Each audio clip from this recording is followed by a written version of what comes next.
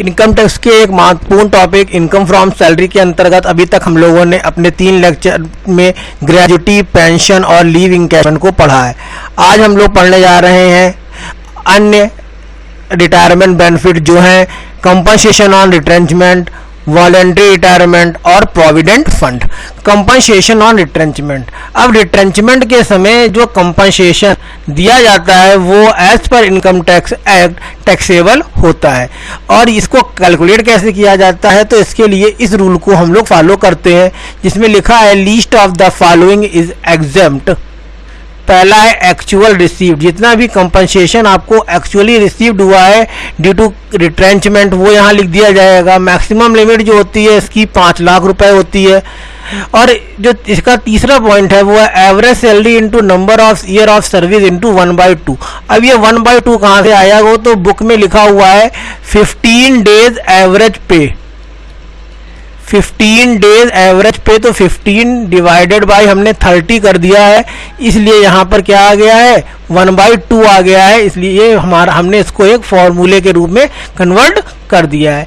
अब यहाँ पर भी देखिए वही क्वेश्चन की बात है कि सैलरी का मतलब क्या होगा, तो सैलरी का मतलब वो होगा basic DA plus travel consultation and house accommodation and water supply. इसमें डीए का under the term of employment होना या ना होना आवश्यक नहीं है। Number of year of service का मतलब क्या होगा, number of year of service का मतलब होगा कंप्लीटेड ईयर और any part in excess of 6 month. Same वैसे ही जैसे ग्रेजुटी के उस केस में है जिसमें payment of gratuity act applied होता है। इसमें अगर 6 महीने से ज़्यादा का समय होगा तो उसको एक कंप्लीटेड ईयर मानकर टोटल कंप्लीटेड ईयर कैलकुलेट कर लिए जाते हैं। तो इस तरीके से हम लोग रिट्रेंचमेंट कंपनसेशन को कैलकुलेट करते हैं। अब आते हैं सेकंड अपने पॉइंट पर, कंपनसेशन ऑफ वॉलंटरी रिटायरमेंट।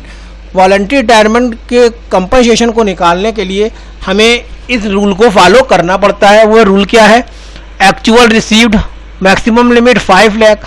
तीसरा है salary into 3 month average salary आपको दी जाती है and balance month of service left in a month. देखिए बैलेंस जो बचा होगा मंथ का वो मंथ में लिख दिया जाता है। अब कैसे कैलकुलेट किया जाएगा ये पॉइंट मैं आपको बताता हूँ। अभी सैलरी का मतलब बताया मैंने अभी, basic salary DA fix percentage of commission और टर्नओवर, ये होता है सैलरी का मतलब। अब बैलेंस ऑफ मंथ का मतलब क्या होगा, total service in a year, या क्वेश्चन में आपको एज ऑफ रिटायरमेंट दे रखी होगी, माइनस कर दीजिएगा कंप्लीटेड ईयर या age at a time of voluntary retirement. इस के थ्रू हम लोग बैलेंस मंथ कैलकुलेट कर लेते हैं। अब इसका एक एग्जाम्पल देख लेते हैं कि सपोज किसी को जो दिया गया है समय वो दिया गया है 60 ईयर में रिटायरमेंट होने का समय दिया गया है, लेकिन उसको 40 साल बाद ही निकाल दिया जाता है। तो क्या करा जाएगा, अगर उसको 40 साल बाद निकाल दिया जाएगा तो क्या करेंगे हम लोग, तो टोटल सर्विस हो गई 60, कंप्लीटेड ईयर हो गए हमारे 40, जो बैलेंस बचे वो कितने ईयर बचे 20 ईयर। 20 ईयर को मंथ में कन्वर्ट कर लिया इनटू 12, कितने आ गए ये 240। ठीक, ये आपका हो जाएगा 240, यहाँ पर आ जाएगा जो। तो बैलेंस मंथ निकालने का तरीका ये होता है कि जो टोटल रिटायरमेंट का साल होता है उससे माइनस कर देते हैं जितने साल उसने नौकरी कर ली है, जितने साल पहले उसने नौकरी छोड़ दी है वो निकालकर इंटू 12 कर देते हैं, तो हमारे बैलेंस मंथ निकल आते हैं। इस तरीके से हम लोग वॉलंटरी रिटायरमेंट के क्वेश्चन को सॉल्व करते हैं। अब आते हैं प्रोविडेंट फंड के बारे में। तो प्रोविडेंट फंड के लिए देख लीजिए, इस चार्ट को हम लोग थ्योरी में भी बना सकते हैं। कितने तरीके के प्रोविडेंट फंड होंगे, statutory provident fund, recognised provident fund, unrecognised provident fund और public provident fund. Statutory provident fund क्या होगा, स्टैच्यूटरी प्रोविडेंट फंड जो होगा वो टैक्स से एग्जम्प्ट रहेगा, मतलब उस पर कोई टैक्स नहीं देना है। अब आते हैं पहले अनरिकॉग्नाइज्ड प्रोविडेंट फंड को देखने के लिए, तो वो हमारा not included in income, income में इंक्लूड नहीं किया जाता है।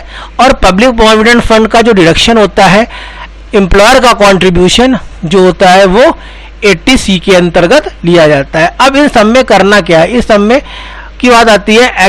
जो रिकॉग्नाइज्ड प्रोविडेंट फंड है वो क्या करता है, एग्जम्प्ट अप टू 12% होता है किसका कॉन्ट्रीब्यूशन, एम्प्लॉयर का,